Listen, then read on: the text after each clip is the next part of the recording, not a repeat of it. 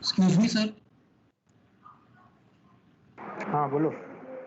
Sir अगर question में ऐसा लिखा हो कि एलिमिनेट यूजलेस प्रोडक्शंस, तो कौन सा कैरेक्टरिस्टिक्स अप्लाई करना है? कैरेक्टरिस्टिक 1 और 2। दोनों अप्लाई करना हाँ पहले वन वन का जो आंसर आएगा वो 2। कल मैंने बताया था आपको, मतलब आप क्लास में लीव हो गए थे क्या? है। हाँ सर, मे बी देखो आप लास्ट में ध्यान नहीं दिया शायद। कैरेक्टरिस्टिक, हाँ उसमें देखो लिखवाया है मैंने आप लोगों को कि जब यूजलेस सिंबल या यूजलेस प्रोडक्शन रिमूव करने की बात की जाएगी तो आपको क्या करना है, कैरेक्टरिस्टिक 1 अप्लाई करना है, जो उसका आंसर आएगा उस पर कैरेक्टरिस्टिक 2 अप्लाई करना है। Okay sir.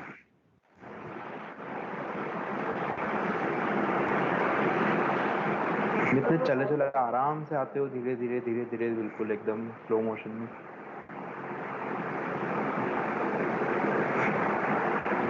चलिए स्टार्ट करते हैं अपन। ठीक है, विजिबल है सबको स्क्रीन के? क्वेश्चन लिख रहा हूँ जिसमें चारों कैरेक्टरिस्टिक अप्लाई करने की कोशिश करूंगा मैं। ठीक है, तो इसमें लिखा है, क्वेश्चन है ये वाला कि सिंप्लीफाई द ग्रामर। ऐसा क्वेश्चन है, simplify the grammar, simplify grammar. ठीक है, ये क्वेश्चन लिखा हुआ है यहाँ पे मेरे पास में। तो क्वेश्चन मैं डिज़ाइन करता हूँ, अपने मन से क्वेश्चन डिज़ाइन कर रहा हूँ अभी मैं। ठीक है, S tends to A B C, A tends to B C oblique null oblique B. ठीक है, देन बी टेंस टू लिखा है मैंने यहाँ पे small C oblique capital C D oblique null oblique लिखा है यहाँ पे मैंने एस। ठीक है, देन डी टेंस टू लिख रहा हूँ, प्रोडक्शन कुछ भी हो सकते हैं, अभी मैं क्वेश्चन अपने मन से डिजाइन कर रहा हूँ। ठीक है, ए डी और ई टेंस टू है ए डी। ठीक है ना, ई टेंस टू है A D. Then one more record लिखते हैं अपन यहाँ पे। तो हाँ इतना लिखो क्वेश्चन, और क्वेश्चन में थोड़े से चेंजेस कर रहा हूँ मैं अभी। ए डी, देन यहाँ पे लिखते हैं स्मॉल पी। ठीक है, देन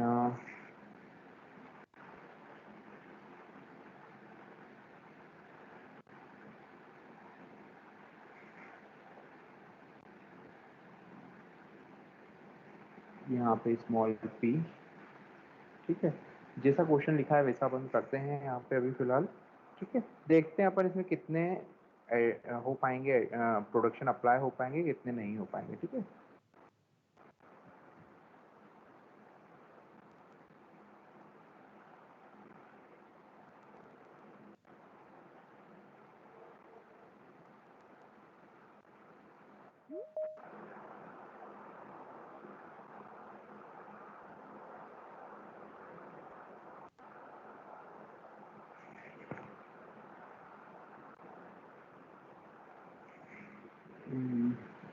देख लेते हैं कौन कौन आ रहा है अभी क्लास में। चला चला आराम से धीरे धीरे। चलिए क्वेश्चन लिख लिया सभी ने?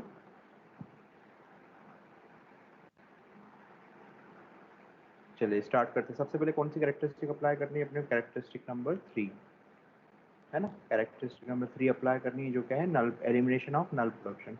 मैं पूरा नहीं लिख रहा हूँ यहाँ पे, एलिमिनेशन ऑफ नल प्रोडक्शन। ठीक है, ये लिखा हुआ है यहाँ पे। ठीक है, तो सबसे पहले W0 कैलकुलेट किया मैंने यहाँ पे। तो W0 में क्या आ जाएगा, जिसके RHS में क्या हो, ओनली नल हो। तो नल किस किस में, ए में है, बी में है, सिर्फ दो ही जगह है नल, ए और बी में। तो ए और बी यहाँ पे आ गए, A comma B. Then W1 put किया, है ना। तो W1 में क्या होगा, जहाँ पे ए और बी से मिलके कोई प्रोडक्शन डिजाइन हो रहा है वो देखेंगे अपन। तो यहाँ पे देखो ए बी से मिलकर डिजाइन हो रहा है, क्या S tends to A B C है, ये डिजाइन नहीं हो रहा। स्मॉल पी नहीं हो रहा। बी सी, ए और बी तो फिर ऑलरेडी एडेड है तो इनको चेक करने की रिक्वायरमेंट नहीं है। ए डी नहीं हो रहा, ए डी और पी नहीं हो रहा, मतलब इसका आंसर क्या जाएगा, ए बी। इसमें किसी को कुछ कंफ्यूजन? ए बी आया है, यहाँ तक हुआ। ठीक है, अब मतलब क्या हो गया, डब्ल्यू आ गया मेरे पास में ए बी, डब्ल्यू क्या आ गया, ए बी आ गया है। मतलब ए और बी की जगह मैं नल पुट कर सकता हूँ। तो यहाँ से ये वाला नल हटा दो क्वेश्चन में से, और ये वाला नल हटा दो, बाकी आंसर एज इट इज लिख दो। है ना। कौन कौन से नल हटाए मैंने यहाँ से, ये वाला नल हटाया और ये नल हटा दिया यहाँ से। बाकी आंसर एज इट इज लिख लो सबसे पहले तो एस टेंस टू मैं क्या लिख लूँगा, A B C oblique small P, ठीक है। देन ए टेंस टू, ये डार्क रहने दूँ कि लाइट चलेगा मार्कर, ये जो इसका पॉइंटर है डाइट डार्क ही रहने दूँ। A tends to BC oblique B,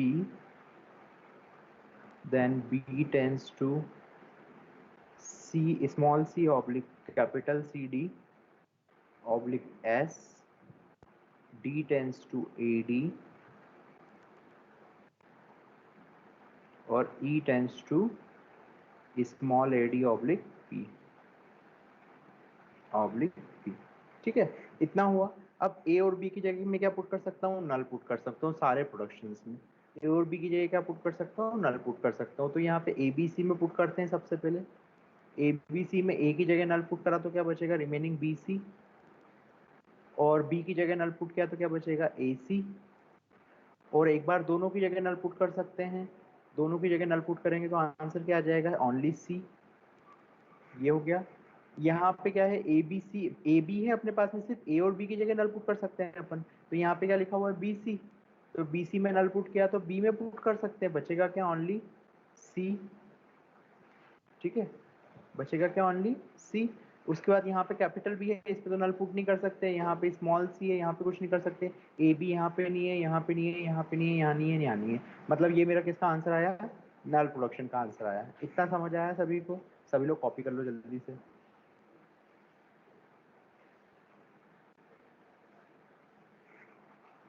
ये किसका आंसर आ गया मेरे पास में, नल प्रोडक्शन का आंसर आ गया। प्रोडक्शन कुछ भी हो सकता है, ये मैंने क्वेश्चन अभी मन से बनाया है, ठीक है। इसमें मैंने अभी नल प्रोडक्शन पुट कर दिया है। यहाँ पे देखो, इसमें आपको रिलेवेंसी नहीं दिख रही होगी, क्वेश्चन के प्रोडक्शन जो है वो बहुत अजीब होंगे, ठीक है। तो डोंट वरी, अजीब हो तो हो, मुझे कोई फर्क नहीं पड़ रहा। क्वेश्चन ऐसे ही आएंगे आपको जिसके अंदर आपको रिलेवेंसी समझ में नहीं आएगी, ठीक है। तो सबसे पहले अपन मेथड, अपने को सिंपली जो मेथड के रूल है वो फॉलो करते जाना है। तो सबसे पहले नल प्रोडक्शन का आंसर मेरे पास ये आ गया। अब इस आंसर पे मुझे क्या करना है, यहाँ पे इस आंसर पे मुझे अप्लाई करना है कैरेक्टरिस्टिक नंबर 4, जो क्या है, एलिमिनेशन ऑफ यूनिट प्रोडक्शन, ये अप्लाई करना है मुझे, ठीक है। जल्दी से कॉपी कर लो सभी लोग। कोई नया महानुभाव आया है, उसको अपन ले लेते हैं, एक सेकंड। आ गया क्या,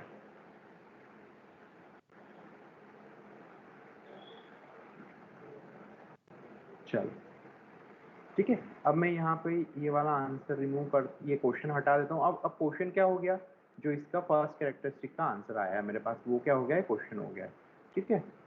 सभी ने लिख लिया। अब ये हटा देता हूँ यहाँ से। ये पार्ट किसका था, यहाँ पे इसका, ये वाले क्वेश्चन कैरेक्टरिस्टिक 1 का था। अब कैरेक्टरिस्टिक कौन सी अप्लाई करनी है मुझे, कैरेक्टरिस्टिक नंबर 4 अप्लाई करना है, एलिमिनेशन ऑफ यूनिट प्रोडक्शन। तो सभी के W0 निकालने होंगे, तो जल्दी से सब लोग निकालो अपनी अपनी कॉपी में। W0 of S, W1 of, sorry, एक सेकेंड, सब W ऑफ एस निकालो, देन W ऑफ ए निकालो। जल्दी से निकाल के बताओ मुझे, 2 मिनट में डायरेक्ट आंसर लिखूंगा। आप लोग भी डायरेक्ट आंसर लिख सकते हैं वैसे तो, पर आप लोग पूरी मेथड के साथ कीजिए। W ऑफ बी निकालो, W ऑफ डी निकालो, एंड W ऑफ ई निकालो। जल्दी से निकालिए सभी लोग।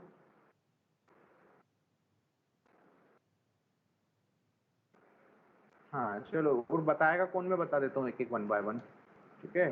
सबसे पहले बताएगा मुझे,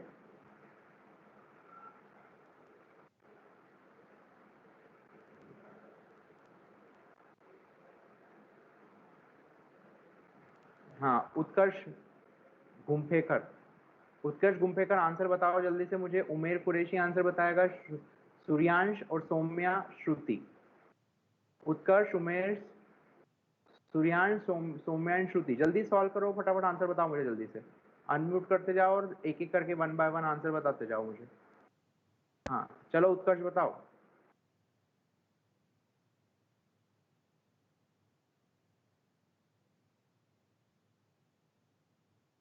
फास्ट कहाँ गए?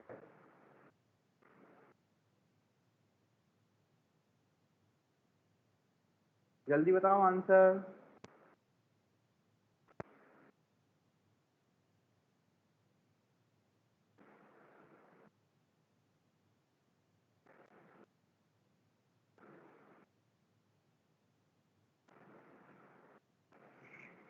अरे आवाज आ रही कि नहीं आ रही मेरी?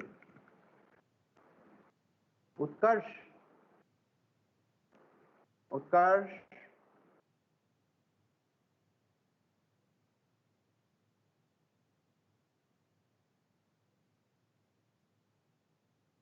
उत्कर्ष गुमफेकर, हेलो। कोई भी बाकी लोगों में से आवाज आ रही कि नहीं आ रही मुझे बताइए, इन्फॉर्म कीजिए कोई। Sir you are Audible.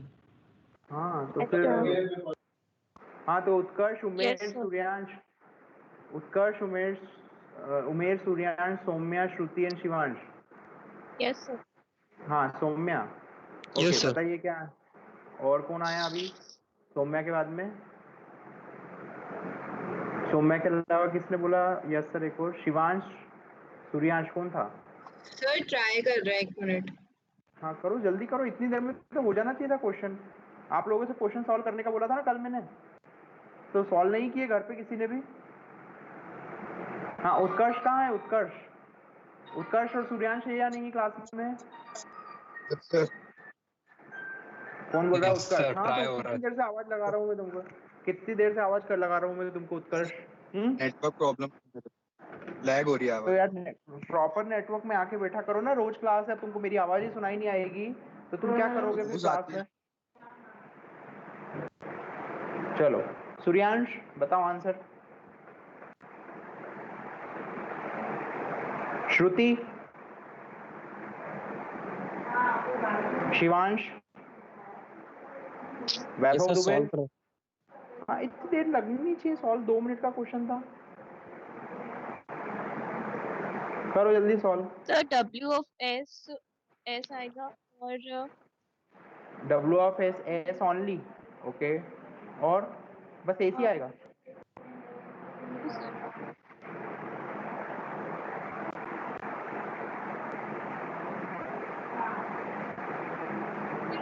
Cross check. आएगा और S of S, A, B. S comma A आएगा यहाँ पे, ए क्यों आएगा मुझे बताओगी आप?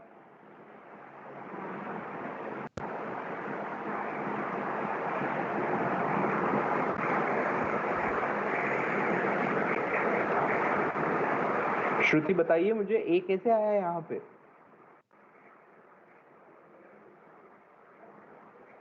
Sorry sir, W of S S और C आएगा। आपका नाम क्या बेटा है? बेटा नाम क्या है आपका? सर श्रुति।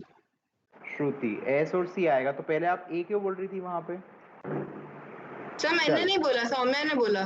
ओके हाँ सौम्या, सौम्या तुम बताओ, सौम्या सॉल्व नहीं किया बेटा करेक्ट? सर बस कर रही हूँ 2 मिनट। तो आपने कल नहीं समझा कहने का मतलब? कल आप क्लास में नहीं थे? क्वेश्चन सॉल्व नहीं किए? चलो हाँ चलो उत्कर्ष बताओ ए का आंसर। सर अभी नहीं किए क्वेश्चन सॉल्व, मैं तो करूंगा. करे नहीं है तो कल जो समझा था उसके थ्रू बताओ। सर अभी नहीं किए ना सर, मैं समझ के करूंगा. तो मेरी बात सुनो, मैंने तुमको क्या बोला था सॉल्व करने सर के लिए? स्किप हो गया था सर टॉपिक मुझसे, तो अभी मैं टॉपिक कवर करूंगा सर, आपने जो बताया था वो रिकॉर्डिंग से सेव करके. बेटा ऐसे नहीं होता है। सर इसमें ऐसा है अगर कि एक मैं अब टॉपिक स्किप हो गया तो सर समझ में नहीं आता, इसलिए सर छूट गया था तो मुझसे. ये किसकी रिस्पॉन्सिबिलिटी थी? तो मेरी रिस्पॉन्सिबिलिटी तो फिर मैं कर लूंगा वो. अरे ऐसे नहीं होता है ना, मेरे को अभी क्वेश्चन पूछ रहा हो तुम मुझे आंसर ही नहीं कर रहे, मैं तो ये बोल रहा हूँ तुमसे। यस चलो सर, नेक्स्ट वही बताओ। हाँ वैभव दुबे, तुम बताओ वैभव दुबे, वैभव दुबे आंसर कीजिए मुझे। वैभव दुबे, वैभव दुबे।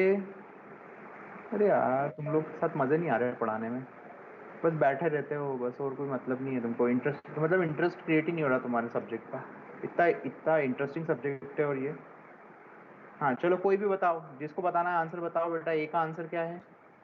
सर ए हाँ एस ए ए ए देखो ए का आंसर ए बी सी तो दिख ही रहा है मुझे, और बी का आंसर क्या है, बी के एस आंसर में एस है ना, तो मुझे ए बी सी एस होगा आंसर इसका।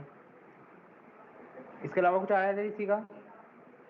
चलो अब बी का आंसर सर बताओ। बी का आंसर बी सी और S. B C S, B C और एस। डी का आंसर बताओ। डी का आंसर ओनली डी, और ई का आंसर ओनली ई। है ना, ई है ना, इतना है आंसर। तो यहाँ तक हुआ। अब इसके बाद अभी प्रोडक्शन बनाने हैं मुझे। तो प्रोडक्शन कैसे बनेंगे? यहाँ पे प्रोडक्शन बनाने हैं सिर्फ और सिर्फ इनके प्रोडक्शन से, मतलब जिनके प्रोडक्शन में चेंज हुआ है वो देखना है। तो पहले तो प्रोडक्शन एज इट इज लिख लो, किसको रिमूव करके, यहाँ पे किसको रिमूव करना है अपने को, यहाँ पे जो कैपिटल लेटर्स है, तो इसको रिमूव कर दो, इसको रिमूव कर दो, यहाँ पे इसको रिमूव कर दो, और इसको रिमूव कर दो। ठीक है, इनको रिमूव कर दो सबसे पहले, और बचे हुआ आंसर एज इट इज लिख लो।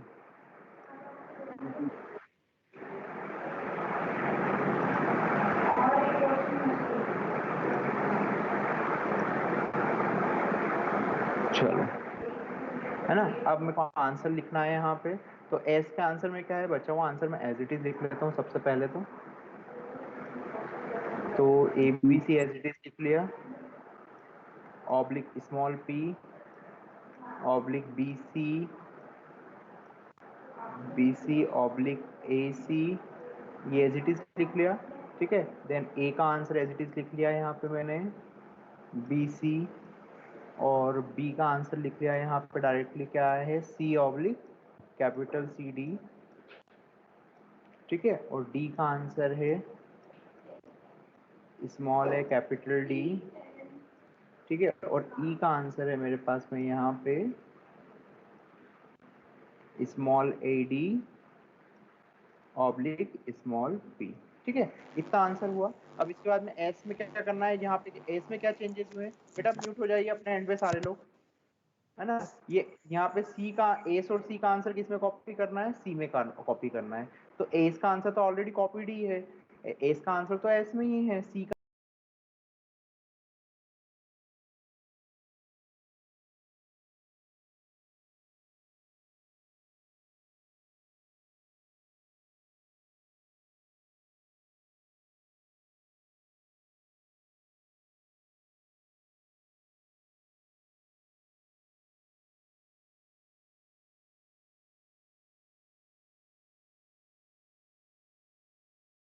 क्या बोला मैंने, अगर सी वेरिएबल है यहाँ पे यूनिट प्रोडक्शन में, मतलब सी आएगा ही नहीं यहाँ पे कहीं पे भी। तो सभी अपने को आंसर में चेंज करो। सबसे पहले तो अपने को यही देखना होता है ना कि टर्मिनल क्या है, वेरिएबल क्या है। तो अगर सी मेरा टर्मिनल है यहाँ पे, तो वो उसको यूनिट प्रोडक्शन में आप काउंट करोगे ही नहीं। अगर यूनिट में काउंट करोगे नहीं तो यहाँ पे सी आएगा ही नहीं।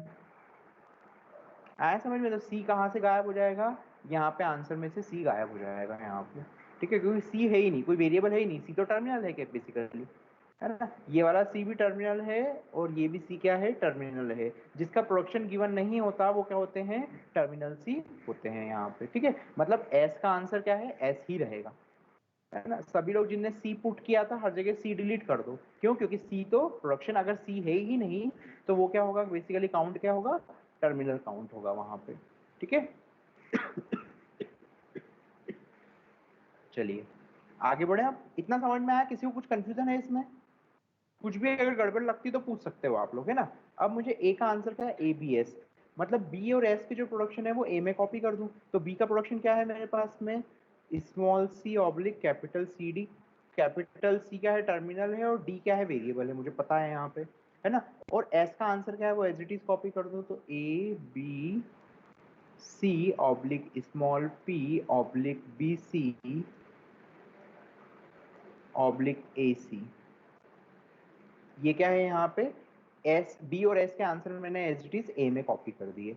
अब बी का आंसर में किसका आंसर कॉपी होगा, एस का आंसर कॉपी होगा। तो एस का answer as it is copy कर दो, A B C oblique small P oblique B C oblique A C. ठीक है, ये आंसर हुआ। डी में कोई चेंज नहीं है और ई में कोई चेंज नहीं है, मतलब ये आंसर एज इट इज रहेंगे। ये किसका आंसर आया, ये मेरे पास आया किसका, यूनिट प्रोडक्शन का आंसर आया। इस आंसर में किसी को कुछ कंफ्यूजन है क्या? सर आप सर बोलिए। वो बी ए में बी सी 2 बार है, तो अपने को दोनों बार लिखना है कि एक ही बार लिखना है? कहाँ पे ए में बी सी? हाँ, और आपने नीचे भी एक प्रोडक्ट। बार एक बार एक बार एक बार एक बार बी और सी दोनों कैपिटल हैं, तो दोनों एक बार ही लिखाएंगे। मैंने ध्यान नहीं दिया और 2 बार लिख दिया, उसका मीनिंग चेंज नहीं होता। मीनिंग तो A tends to B C, A tends to B C आप कितनी बार भी लिख दो। यूं समझ लो roll number tends to name, roll number tends to name 2 बार फंक्शनल डिपेंडेंसी लिख दी अपन ने, तो वो एक उसका मीनिंग तो वही का वही रहेगा। यहाँ पे बी सी एक बार ही आएगा, मैंने गलती से डबल बार लिख दिया था यहाँ पे, है ना? Okay sir. आया समझ में, है ना? अब किसी को कुछ कंफ्यूजन है यहाँ सर पे? हाँ बोलिए। सर एस में सी एज इट इज ही आएगा ना, क्योंकि आप टर्मिनल ले रहे हैं उसको। हाँ हाँ हाँ, उसको उसमें क्यों आप रिमूव करा है? ये वाला, हाँ ये वाला सी एज इट इज आएगा। ये बात भी सही है आपकी। यहाँ पे ये वाला जो सी है, ये अगर टर्मिनल है तो ये प्रोडक्शन ये रिमूव होगा ही नहीं, ये सी डी तो एज इट इज पुट करोगे, तो एस में भी आएगा और ए में भी आएगा ये कैपिटल सी, और बी में भी आएगा यहाँ पे कैपिटल सी। उसका लॉजिक करेक्ट है ये वाला, कि अगर ये सी टर्मिनल है तो रिमूव होगा ही नहीं। ये रिमूव होगा नहीं तो ये एज इट इज पुट होगा। अगर एज इट इज पुट होगा तो यहाँ पे अपन ने गलती से पहले रिमूव कर दिया था अपन ने उसको, लेकिन ये सी एज इट इज आएगा यहाँ पे, ये सी यहाँ पे भी आएगा, और ए में आंसर एस का कॉपी हुआ है वहां भी आएगा, और बी में आंसर एस का कॉपी हुआ है वहां भी आएगा। ठीक है, और कुछ कंफ्यूजन किसी को? वैसे ये वाली चीज होती नहीं है क्वेश्चन में, मतलब अगर कैपिटल दिया है तो नॉर्मली उसका प्रोडक्शन गिवन होता है, पर मैंने जान करते लिखा था जिससे कि अपने को समझ में आ जाए कि ये जब यहाँ पे प्रोडक्शन गिवन नहीं हो अगर किसी के, तो वो क्या होता है, by default terminal he count होता है वहां पे। ठीक है, और कुछ कंफ्यूजन? अब आंसर चेक करो सभी का आंसर अब करेक्ट है या नहीं। ठीक है, यहाँ तक हुआ। अब इसके बाद ये जो आंसर आया है इस पे अपन कौन सी कैरेक्टरिस्टिक अप्लाई करेंगे? कैरेक्टरिस्टिक 1, है ना? हर वेरिएबल क्या टर्मिनल एक्सेप्ट करना चाहिए, हर सिंबल क्या होना चाहिए, टर्मिनल एक्सेप्ट करना चाहिए। ये every variable should accept a terminal string. तो कैरेक्टरिस्टिक 1 अप्लाई करते हैं अब इस आंसर पे। तो ये आंसर है मेरा। अब इस पे कैरेक्टरिस्टिक 1 अप्लाई करेंगे तो क्या निकालेंगे? सबसे पहले जिसके आरएचएस में क्या हो, ओनली टर्मिनल हो, जिसके आरएचएस में क्या हो, ओनली टर्मिनल हो, उनको ऐड करना है। तो देखते हैं यहाँ पे, देखो अब यहाँ पे पी भी है और कैपिटल सी भी है, तो कैपिटल सी जो है वो क्या है, टर्मिनल ही काउंट हो रहा है अभी यहाँ पे, तो ये भी टर्मिनल है और ये भी टर्मिनल है, मतलब एस ऐड हो जाएगा यहाँ पे। फिर इसके और में देखा तो यहाँ पे सी ऐड है, यहाँ पे स्मॉल सी, कैपिटल सी और स्मॉल पी तीनों है, दैट्स वाई यहाँ पे ए भी ऐड हो जाएगा। बी भी ऐड हो रहा है क्योंकि यहाँ पे स्मॉल सी दिख रहा है मुझे, स्मॉल पी भी है और कैपिटल सी भी है, तो यहाँ पे बी भी ऐड हो जाएगा। ठीक है, डी ऐड नहीं होगा और ई ऐड हो रहा है। ई ऐड हो रहा है क्योंकि ई का जो प्रोडक्शन है वो क्या है, स्मॉल ए और स्मॉल डी, तो स्मॉल ए स्मॉल डी क्या है यहाँ पे, टर्मिनल है। इसमें किसी को कुछ कंफ्यूजन W0 में? अब W1 पे आते हैं अपन। W0 में किसी को कुछ कंफ्यूजन है क्या? नहीं है, चलो अब W1 पे आए। तो W1 में क्या बोलता है, W0 का आंसर और यूनियन कर दो किसके साथ में, टर्मिनल के साथ में। अब टर्मिनल क्या क्या है सबसे पहले देख लेते हैं। स्मॉल पी है मेरे पास में, स्मॉल सी है, कैपिटल सी है, कैपिटल सी टर्मिनल काउंट हो रहा है यहाँ पे, और स्मॉल ए है और स्मॉल डी है। और कुछ है क्या टर्मिनल मेरे पास में? A D P, capital C, small P, small C, बस यही है टर्मिनल, है ना? और W0 का आंसर क्या है, एस, ए, बी और ई, ये मेरे पास है।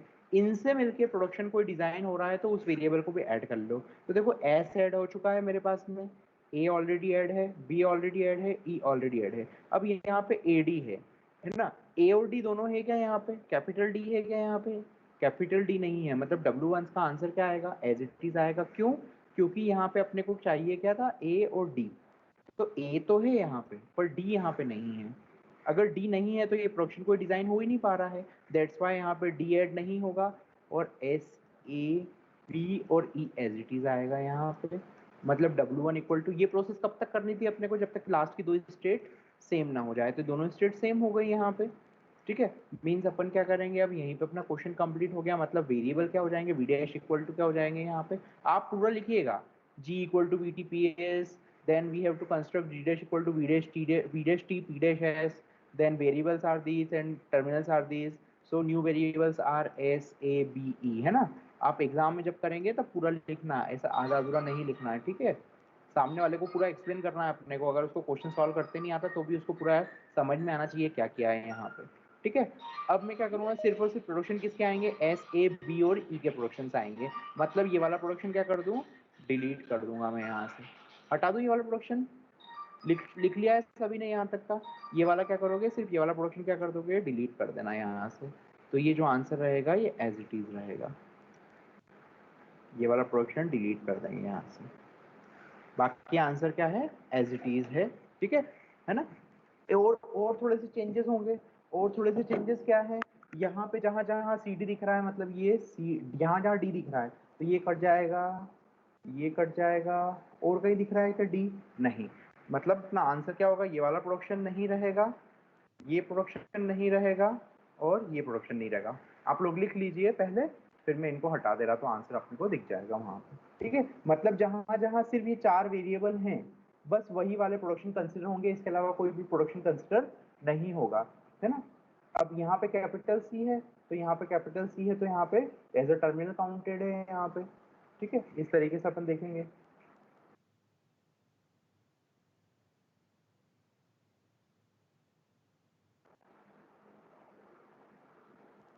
करिए आप लोग, लिख लीजिए, मैं बता रहा हूँ जब तक आगे का, ठीक है। तो यहाँ से इसको हटा देता हूँ, इसको हटा देता हूँ, और ये प्रोडक्शन हटा देता हूँ। ये आंसर है, आप लोग लिख लीजिए सभी लोग ये आंसर, ठीक है। मतलब यहाँ पे कुछ भी प्रोडक्शंस नहीं है, कोई प्रोडक्शन नहीं है यहाँ पे, ठीक है। ये आंसर रहेगा अपना, ठीक है। ये किसका आंसर आया, कैरेक्टरिस्टिक 1 का आंसर आया। कैरेक्टरिस्टिक 1 का आंसर जो है वो ये है। अब इस आंसर पे मुझे अप्लाई करना है, मतलब यहाँ से मैं ये वाली लाइन भी हटा देता हूँ।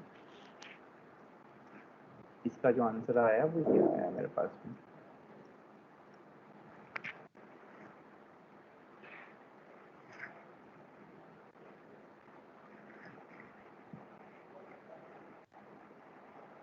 हो गया सभी का, इतना लिख लिया सभी ने।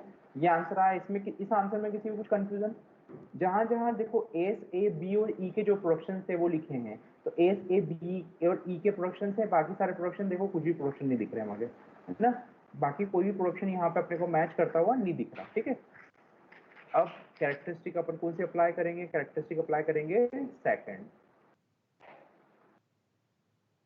अब इसी आंसर पे मैं कैरेक्टरिस्टिक सेकंड अप्लाई करता हूँ। तो कैरेक्टरिस्टिक सेकंड क्या बोलती है, every symbol must appear in sentential form. तो कैरेक्टरिस्टिक सेकंड पे आते हैं अपन, सेंटेंशियल फॉर्म पे।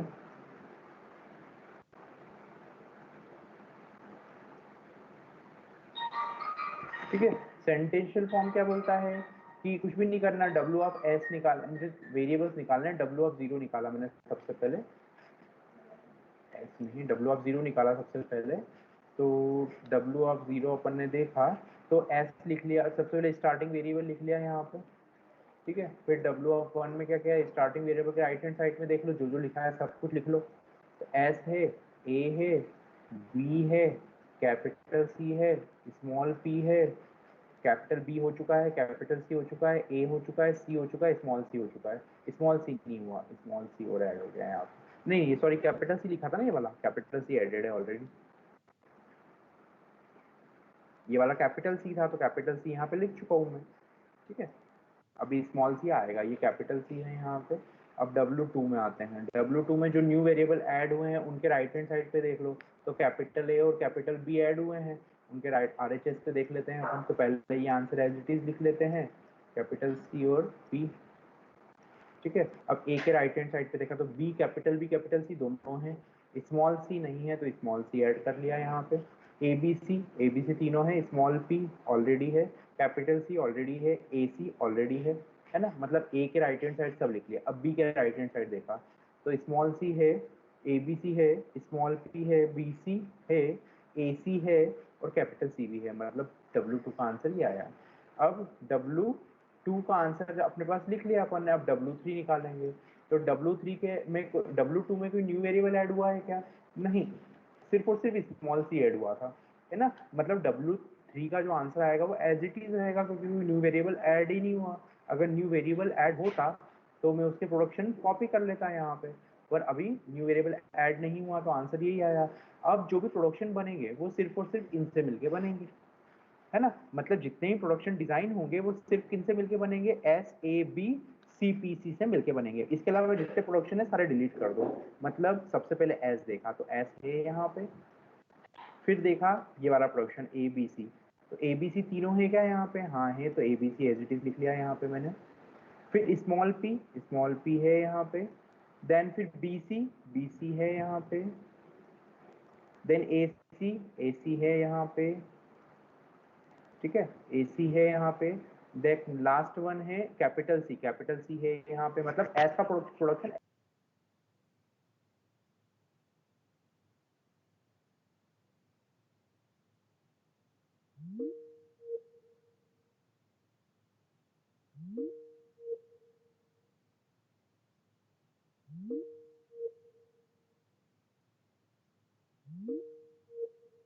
और बी का आंसर भी सेम आएगा। कौन सा प्रोडक्शन, जो ये प्रोडक्शन लिखा है अपन ने ये वाला, और ये वाला प्रोडक्शन क्या हो जाएगा, डिलीट हो जाएगा आंसर में, क्योंकि इस प्रोडक्शन के इस यहाँ से ए भी डिलीट हो जाएगा, डी भी डिलीट हो जाएगा, ई और पी, ये प्रोडक्शन ही पूरा क्या हो जाएगा, यहाँ से डिलीट हो जाएगा मेरे पास में। तो देखो टर्मिनल भी डिलीट हो गया, स्मॉल डी था यहाँ पे, और अब स्मॉल डी यहाँ पे नहीं आया, और कैपिटल ई भी डिलीट हो गया। कुछ कंफ्यूजन है क्या किसी को इसमें? कैरेक्टरिस्टिक में कहीं पे भी आपको ऐसा लगता हो कि हमको समझ में नहीं आया हो तो आप पूछ सकते हैं।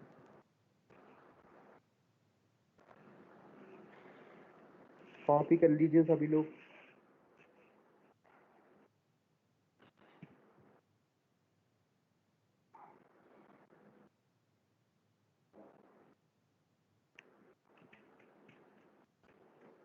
सर वो दिशा जैन लॉबी में है, वो नेट कनेक्शन के कारण शायद लीव हो गई थी, नेट इशू के कारण। बट मुझे तो उसको शो नहीं हो रहा है यहाँ पे।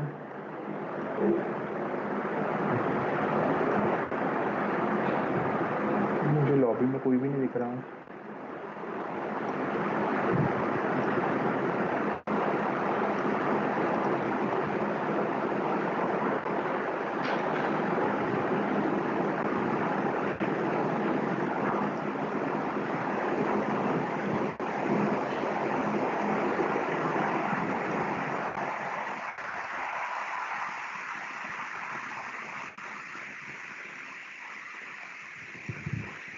उससे बोलो एक बार वापस ज्वाइन करे, लीव कर दे एक बार और अगेन ज्वाइन करे, उससे बोलो, है ना। Yes sir.